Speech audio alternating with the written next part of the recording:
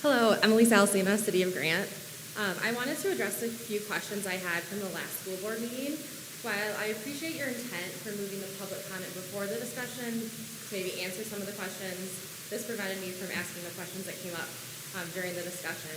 And my questions stem from Mr. Vance's comments regarding how people should know his stance on the issues and how, I'm paraphrasing what he had said, how he doesn't understand why people would not vote for a millage.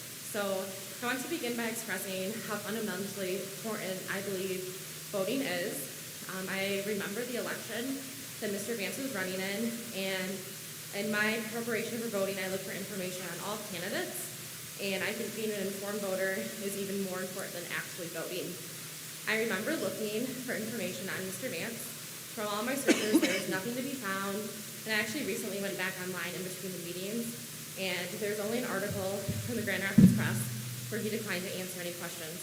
The only information I could find was that the Newaygo grassroots endorsed Mr. Vance. And my knowledge on them is very limited, but it just makes me think about what some of the potential stances on issues could be. Another issue, or another comment on voting, I should say, I reside in the city of Grant, and I voted in the last week's election, and less than 16% of eligible voters in my precinct voted. This was a small election, but on the ballot were millage initiatives to support local students. And the Newaygo Grassroots Facebook page shared Tuesday a post about Election Day, and one of their hashtags was "No More Taxes." So I'm curious if our board members voted in the last election, and I know you probably won't answer, but if you voted in support of the student programming with NC RISA. In my remaining time, I want to share why I right now would not feel comfortable voting for a millage, even though I understand how desperately it's needed. And I appreciate Rob's comments on that and the financial hardships the school is really facing. I really think there's a lack of transparency and lack of communication with the board and the community members. I moved to Grant in 2019, and I remember the bond proposal then, and there were communication issues then. I know not all of you were on the board.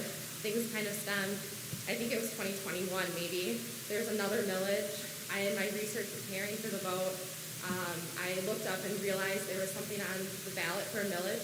I had no information about it, no flyers, there was no bus on M37. Mr. Zuber was kind enough to meet with my husband and I, and he shared that the information was being targeted to parents of the school district. I currently don't have children, maybe one day I will, but I think it really takes the community as a whole. All voters should have that information. It takes all of us to support the school district.